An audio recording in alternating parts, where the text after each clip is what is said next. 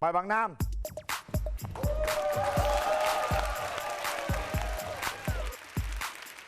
Mời bạn nữ.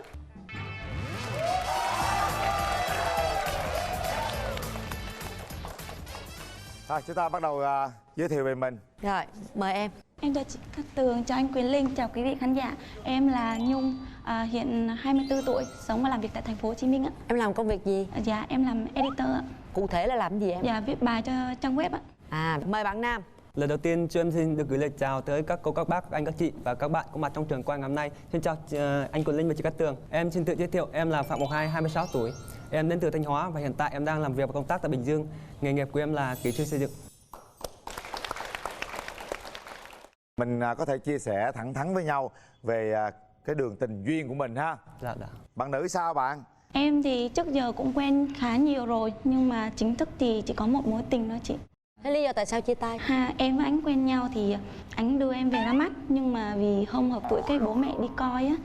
Bố mẹ em coi hay bố mẹ ảnh? Bố mẹ ảnh coi ạ. Vậy bản thân gia đình của em thì có quan trọng cái chuyện coi hợp tuổi đâu không? Dạ không chị. Bạn trai gia đình có coi tuổi gì không? Dạ cũng có một xíu chị ơi. Những tuổi không hợp với em thì một vài tuổi như là Thí dụ từ 91, 92 và 94. 91, 92, 94 bên kia bao nhiêu? Dạ em 93 anh ơi.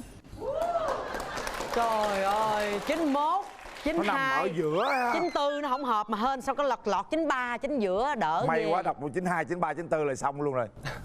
Mình có điểm mạnh, điểm yếu gì không bạn trai? Điểm mạnh của em thì em là một người rất là vui vẻ, hòa đồng và thích tham gia các phong trào như ca nhạc, thể thao. Còn về nhược điểm thì trong rất là tình cảm nên là nhiều lúc nó hơi lấn át vào công việc một chút. Rồi, thôi bây giờ mình hát một bài đi, cho nó xôm lên đi ha em ha. Bạn trai là điểm mạnh là ca hát. Sau tất cả mình lại trở về với nhau, tựa như chưa bắt đầu, tựa như ta vừa mới quen. Có những lúc đôi ta giận hơn, thầm trách nhau không một ai nói điều gì. Thời gian cứ chậm lại, từng giây phút sao quá dài. Tình yêu cứ thế đong đầy trong anh từng ngày.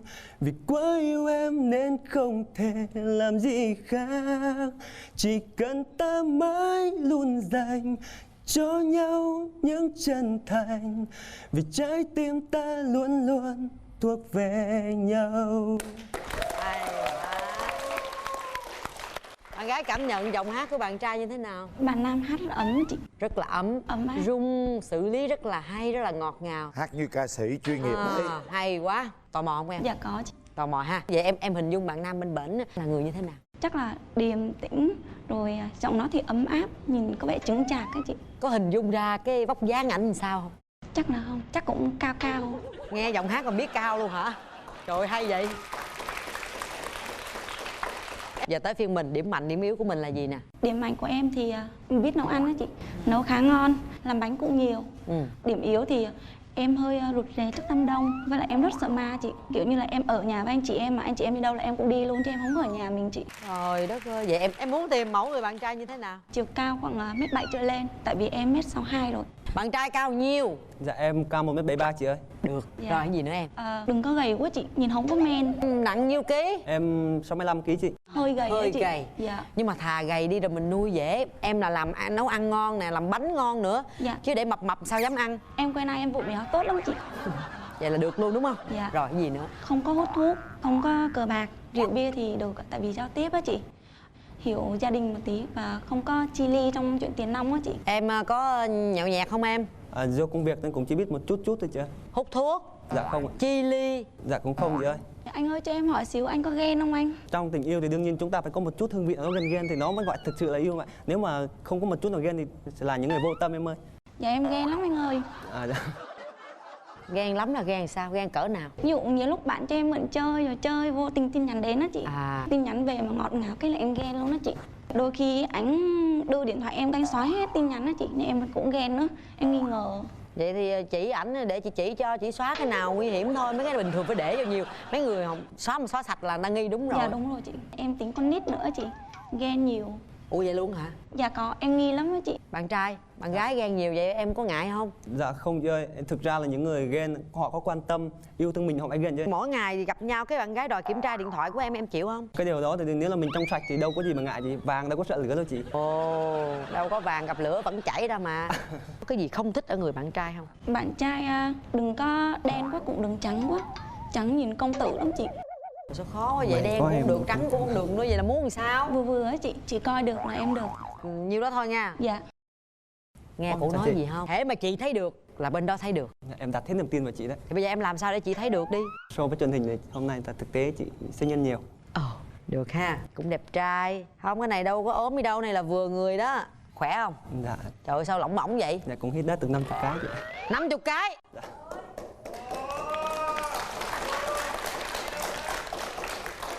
Cô bên này cô rất là dễ thương. Dạ, em Giờ- cũng cảm nhận được cái điều đó. Em là kỹ sư xây dựng. Dạ. Nãy nói ở dưới Bình Dương, bên đây bạn gái ở Sài Gòn.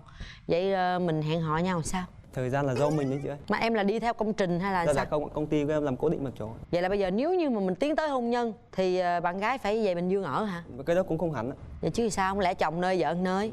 Cái đó có sao đâu, sếp em đi làm vẫn ngày 70 cây đi đi về về có sao đâu ạ. Vậy ai đi? Dạ ý em nói là mình vẫn có thể đi được mà Em đi. Dạ. Có cái điều gì không thích ở người phụ nữ không?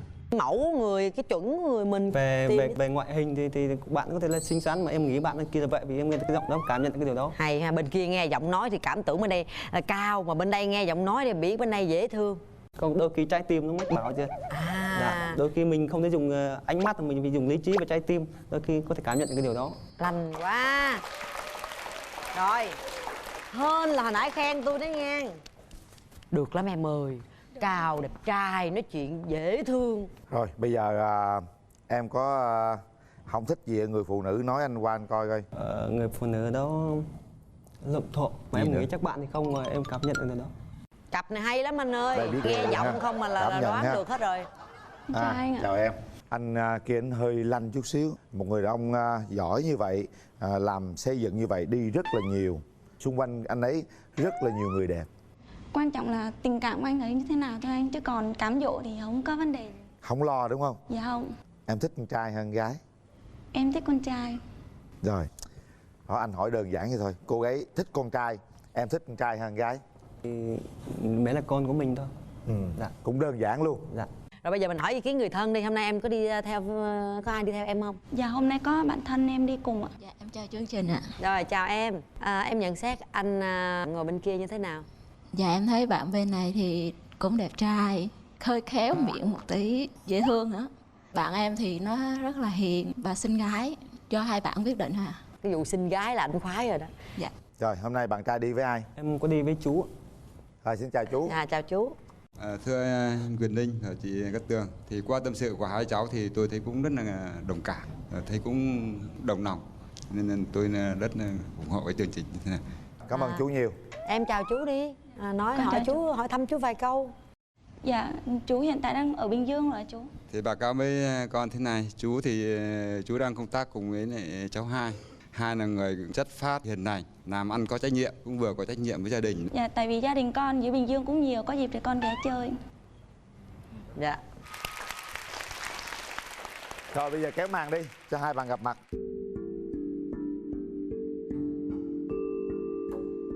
Chào em. Em chào anh. Anh có món quà dành tặng cho em. Dạ em cảm ơn. Trước tiên là hai người xác nhận lại có cái tưởng tượng của mình nãy giờ có phù hợp không? Có đúng không? Dạ em nghĩ là mình đúng. Em cũng nghĩ đúng chị. Hay quá. Dạ anh ơi cho em hỏi xíu là em ở quận 9 á, anh ở xa vậy nếu mà quen thì có khó khăn trong đi lại không anh? Thế quan trọng là mình muốn cái nơi đó mình đến thì ắt cho mình chỉ có thu xếp thời gian thôi em. Anh có thích xem phim ma không ạ? Xem phim ít nhưng mà anh nghe chuyện ma thì nhiều. Dạ tại em thích xem phim ma lắm nên em hay rủ bạn đi. Vậy cũng giống nhau đấy. Thật sự thì hôm nay và chúng ta lại có cơ hội ngồi ở đây, anh cũng rất lấy làm vui và anh nghĩ đó là định mệnh đấy, em có nghĩ vậy không? Dạ đúng rồi ạ. Nếu mà được thì anh sẽ trân trọng. Bây giờ chúng ta bàn đến cái chuyện cưới hỏi đi bạn. Khoảng bao lâu chúng ta sẽ đến điều đó? Đối với em thì nếu như tình cảm của mình đủ lớn thì lúc đó chúng ta có thể bắt đầu. Em thì sao? Thì em cũng tầm 1 năm nữa anh. 1 năm nếu mà hai người xác định thì mình tiến tới hôn nhân thôi ạ. Vậy là có vẻ mình đồng quan điểm đấy. Dạ. Tại thì chúng ta sẽ thuộc về nhau thôi. Dạ. Hết thời gian. Nào, hãy để tay vào nút bấm. Cảm nhận nhé. Đây, hãy suy nghĩ thật kỹ. Xem trái tim của mình có thổn thức chưa? Có đang rung động với đối phương hay không? Và quyết định. Rất nhiều người đang theo dõi các bạn. 1 2 3. Hết thời gian.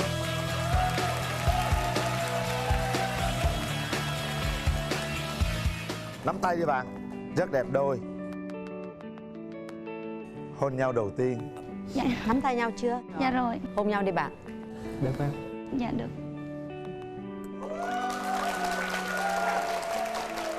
Đây là vé xem phim của hệ thống Cinebox 212 để chiến thắng. Các bạn có thể đi xem phim để tìm hiểu nhau nhiều hơn. Anh Linh nó kêu hôn nhau, cổ nói dạ thôi, mà anh này hỏi hôn nha, cái anh dạ được. Gửi tặng hai bạn nước xịt thơm miệng thảo dược Relax. Chúc hai bạn đi xem phim ma vui vẻ. Em cảm ơn các cô. Rồi, nắm tay nhau thật chặt nha và dìu nhau đi. Dạ, tính đến giờ thì em chưa có mối tình nào nghiêm túc hết chị. Hả? Dạ. Chưa có mối tình nào hết? Dạ. Cũng cao to đẹp trai mà tại sao chưa có bạn gái? Chắc do công việc em nó khô khan quá chị. Chúng ta sẽ tiếp tục với cặp đôi thứ hai. Hạ màn. Mời bạn nam. Mời đi bạn. Mời bạn nữ.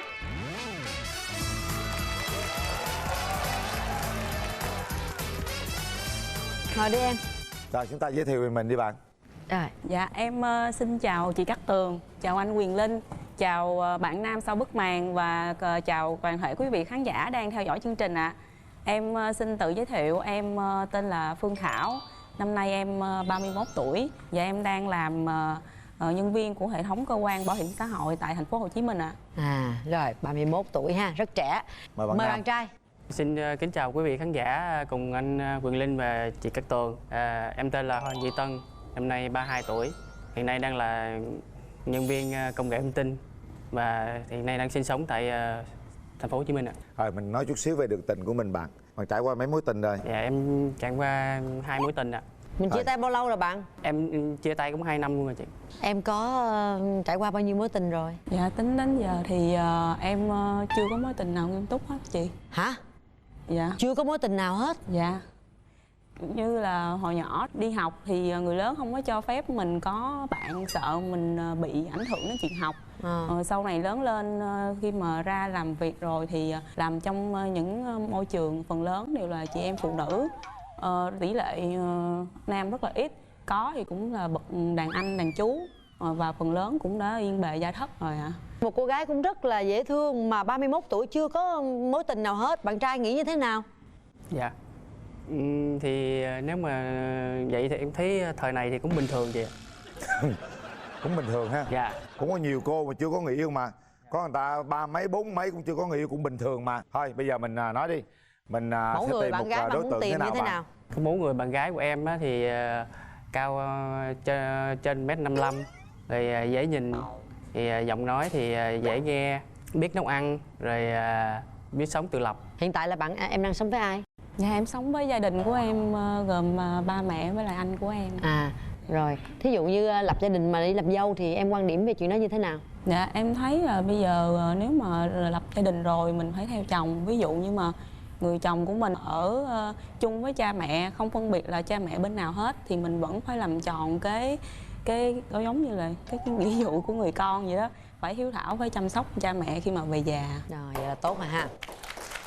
Em muốn tìm một mẫu người bạn trai như thế nào?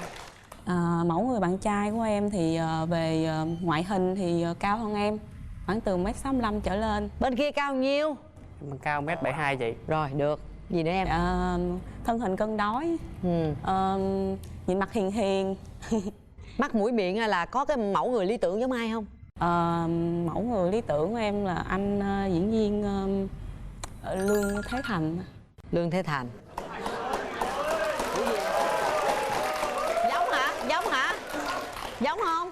Gì mà khán giả vỗ tay quá vậy? Em chào chị. Ồ, đẹp lạng quạng, đẹp hơn luôn á nha. Dữ Không ha. có nét khác Cảm ơn hơn chị. nhưng mà cũng phong trần hơn. Cũng phong trần ha. Mà sao cũng cao to đẹp trai mà tại sao chưa có bạn gái? Chắc do công việc em nó khô khan quá chị. Với lại lo đi làm quá nên là cũng Bây giờ nếu được thì bao lâu mình tiến tới hôn nhân được? khoảng 6 tháng. Nhanh quá vậy. Mình có chuẩn bị gì chưa? Lấy nhau về mình ở Dạ đâu? chuẩn bị xong hết rồi, nhà cửa có hết rồi. Có hết luôn. Dạ. Nhà của mình chuẩn bị hay là của ba mẹ chuẩn bị? Nhà của ba mẹ. Nghe tưởng đâu tự mình chuẩn bị chứ.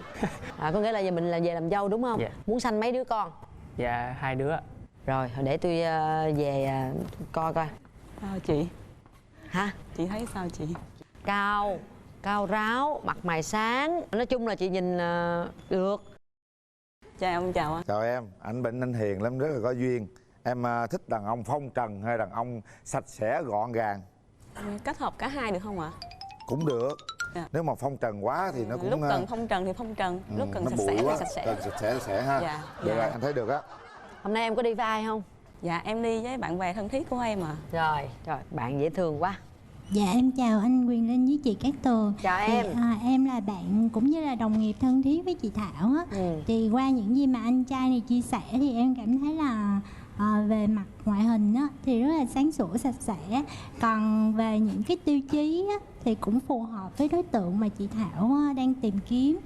Và chị Thảo á, bình thường thì trong công việc á rất là hòa đồng cũng như là hay giúp đỡ mọi người. Còn về vấn đề tình cảm thì chị khá là rụt rè và không có giỏi trong việc thể hiện cảm xúc của mình á. Cho nên là nếu mà tìm hiểu thì em hy vọng mà nhờ anh có thể chủ động quan tâm tới chị nhiều hơn. Dạ em cảm ơn. Được không bạn trai? Dạ được ạ. Thôi Rồi. xin mời gia đình của em trai. Dạ em đi mẹ. Chào cô Cát Tường. Dạ. Chào quý vị khán giả. Dạ. Theo ý mẹ thì cô này thì cũng nhìn thì cũng hiền lành, cũng cao ráo. Còn bấm nút hay không thì do con quyết định. Cô có đưa ra tiêu chuẩn tìm con dâu như thế nào không cô? Nói chung con chịu thì mẹ chịu thôi chứ giờ giờ mẹ chịu mà con không chịu thì cũng không làm được cái gì. Em chào bác gái đi em. Dạ con chào cô ạ. Chào cháu. Dạ. Bây giờ mình cho đôi trẻ gặp nhau đi anh Linh ơi. Rồi kéo màn lên.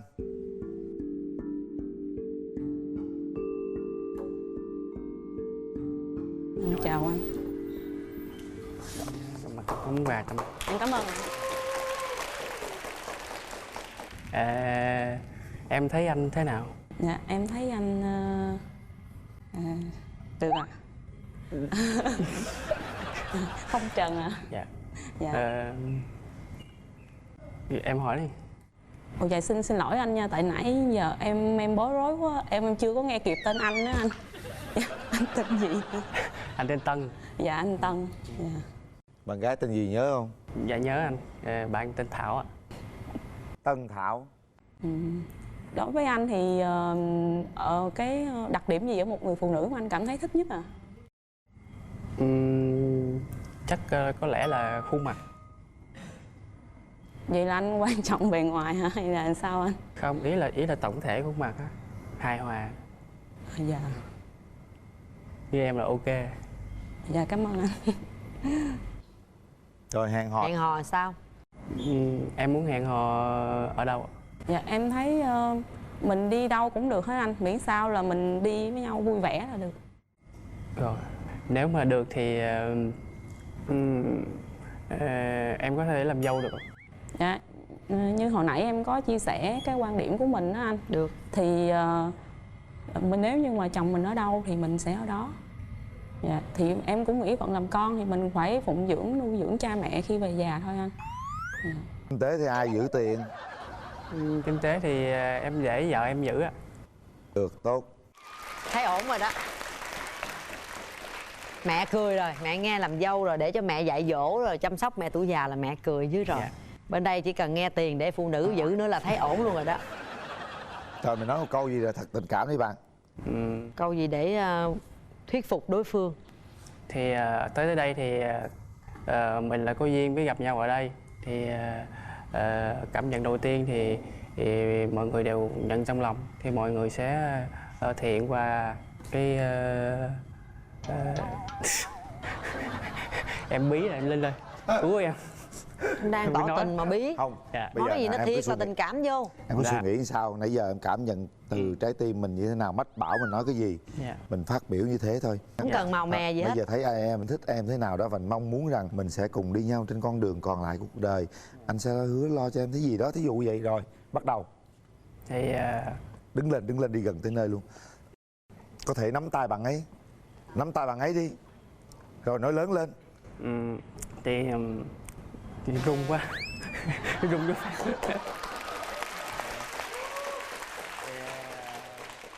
Sao Nhìn thẳng vào mắt cô ấy. run. Bắt đầu. Thấy điện giật rồi anh lên thôi. Hả? Điện giật. Điện giật. Điện giật thì phải nói chứ. Thảo ơi gì đó. Thế vậy em thấy em dễ thương, dễ mến. Mong em sẽ chọn anh.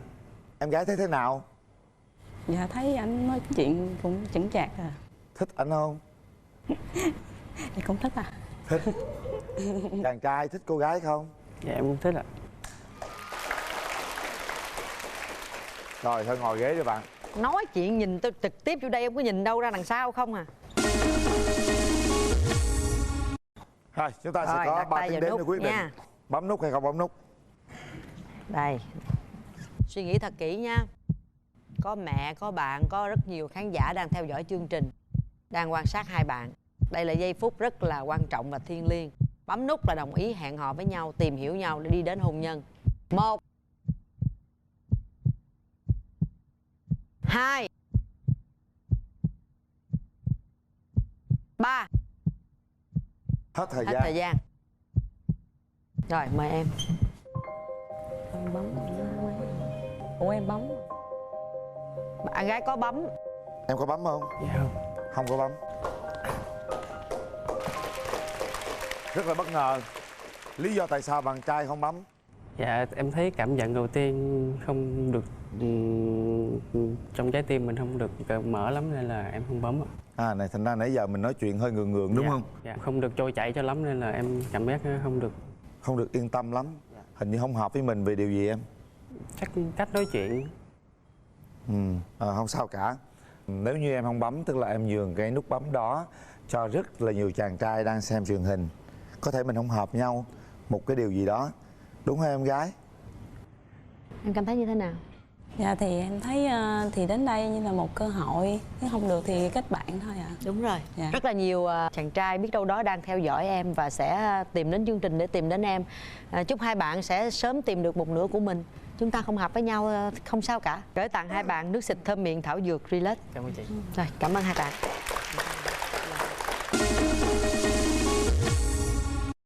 Một quan niệm dứt khoát, rõ ràng, thà có thể hơi buồn chút xíu nhưng mà sẽ không làm khổ nhau. Còn hơn là lịch sự bấm rồi mà cũng không đi được đến đâu. Đúng rồi, tôi tôn trọng quan điểm của các bạn. Và bây giờ thì Quyền Linh và Cát Tường xin nói lời chào tạm biệt. Quý vị có thể theo dõi chương trình vào lúc 15h20 Chủ nhật và 22h45 thứ hai hàng tuần trên kênh HTV7 và có thể xem lại trên cổng thông tin Love TV. Và bây giờ xin kính chào và hẹn gặp lại.